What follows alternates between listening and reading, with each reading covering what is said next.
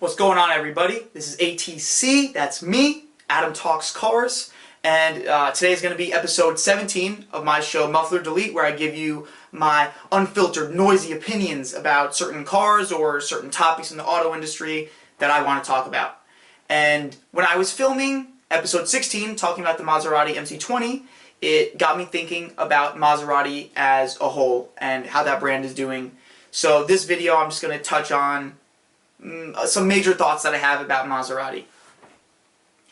And basically, I just want to say that I hope that in the next couple of years, their lineup starts to follow in the footsteps of the MC20 and really modernize. Because, you know, you look at the interiors of new Maseratis, and with the buttons in the center, it's filled with buttons. It looks like it's a late 90s, early 2000s luxury sedan or something with all these buttons. I don't know.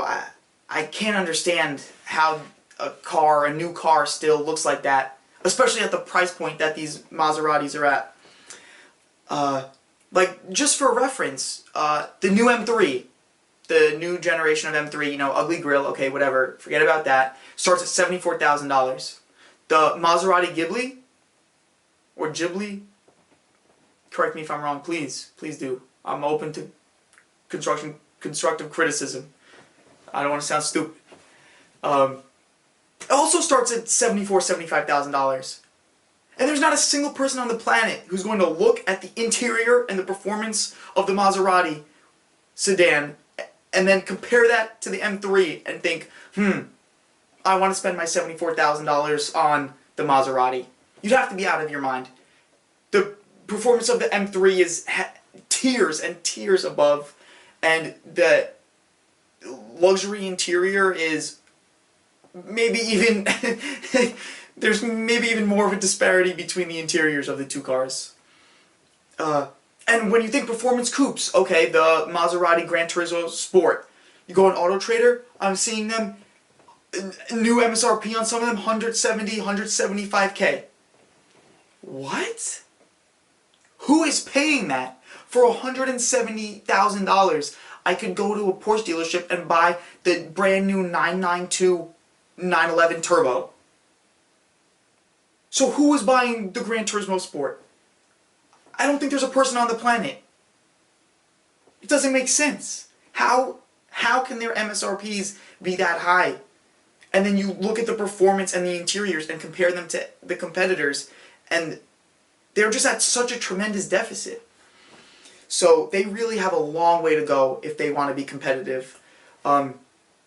First major thing is really modernizing the interiors. I think the MC20 did a great job with that, and I'm hoping in the next couple of years that the rest of the models follow suit and they look like they're cars from 2022 and not from 2004. That's just what I'm hoping. They really do need a complete brand overhaul. They're kind of seen as just overpriced cars that you buy used. Who's buying it new? I can buy a 3-year-old Maserati Gran Turismo with 20,000 miles on it for a third of the original MSRP. It's losing 2/3 of its value in 3 years. It's really unbelievable how much they depreciate. So it's just not a good look for them. I think part of the problem is just their price point is just too high. They're at $170,000 when you're competing against the 911 Turbo. You're not going to win. They could improve the car. They could improve the car a lot, and they're not going to be better than a 911 Turbo. And okay, Porsche's the best, but still, like, they need to figure out truly where their price points belong, because right now they're swinging way above their weight class, and they're swinging and missing. Hopefully the MC20 is a hit. I really am hoping that it is.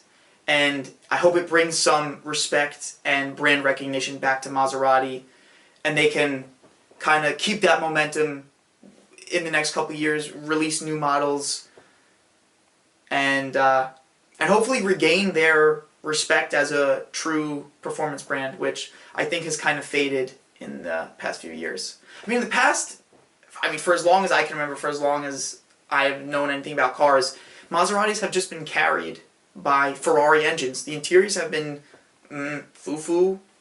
The quality of the build in general, meh, not impressive. They're not particularly reliable. And people really bought them because the engines are glorious. But guess what?